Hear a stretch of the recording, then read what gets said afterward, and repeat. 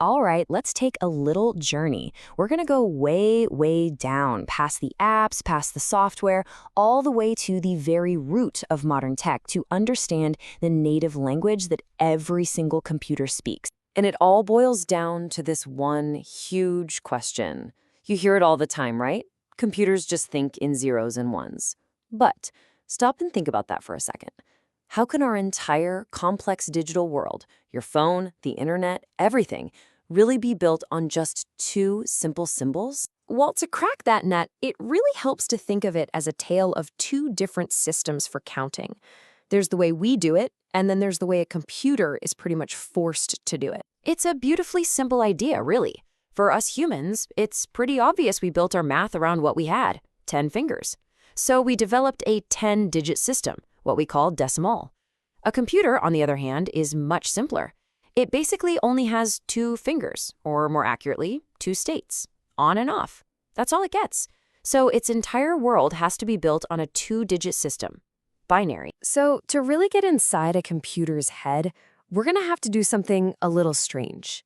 We need to forget how to count just for a minute and learn all over again in a world that only has two digits. First, let's just think about how our own system works, something that's second nature. We count up 7, 8, 9, and then what? We're out of digits. So we do that thing we all learned in first grade. You carry the 1. The ones column resets to 0 and a brand new 1 pops up in the tens column, making the number 10. That single concept, right there, is the key to everything. Now, binary uses that exact same principle. The only difference is you run out of digits way, way faster. You count 0, then 1, and that's it. You're all out of symbols. So you do the exact same thing. You carry the 1. The first column flips back to 0, and a 1 appears in the next column over. And that is why the number 2, in our world, is written as 1, 0 in binary. And once you see the pattern laid out like this, it just clicks, you know? 0 is 0. 1 is 1. 2 is 1, 0. To get to 3, you just add 1, making it 1, 1. Okay, now both columns are full, so for 4, you have to carry the 1 again, creating 1, 0, 0.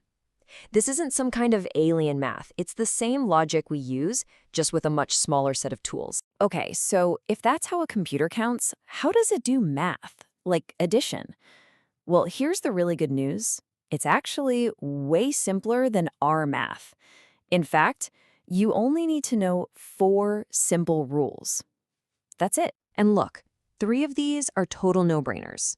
0 plus 0 is 0. 0 plus 1 is 1. 1 plus 0 is 1. The only interesting one, the rule that makes the whole system work, is that last one. 1 plus 1 equals 1, 0. It's just like in our system. When 5 plus 5 equals 10, you write down the 0 in that column and you carry the 1 over to the next. Same thing. So let's actually put these rules to the test. We know for a fact that 5 plus 6 equals 11.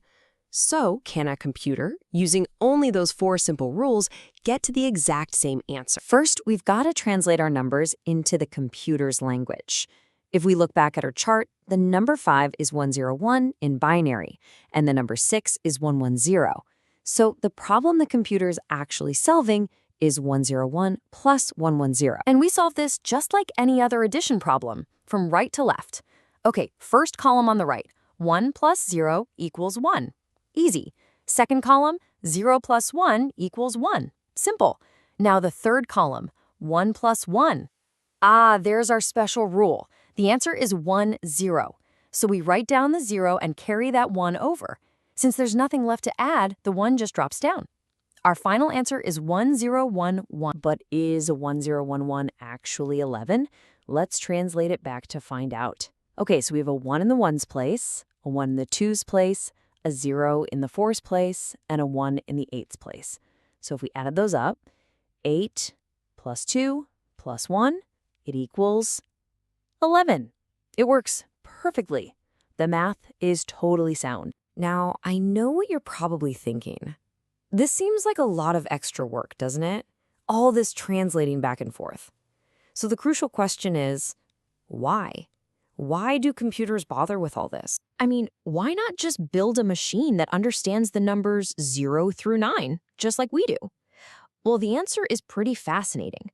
It has almost nothing to do with math and everything to do with physics. The problem is, trying to build a physical machine that can reliably tell the difference between 10 different states is incredibly hard. You'd need a tiny component that could hold 10 distinct levels of voltage, and any tiny little fluctuation in power could make the machine misread a 3 as a 4 or a 7 as an 8. It would be a complete error-prone nightmare. But representing just 2 states? That's incredibly easy for a machine. There's no ambiguity. A switch is either on or it's off. A transistor either has current flowing through it or it doesn't. A tiny spot on a hard disk is either polarized one way or the other. It's a clear, simple, yes or no distinction. And this really gets to the heart of it. Binary wasn't chosen because it was mathematically elegant or pretty.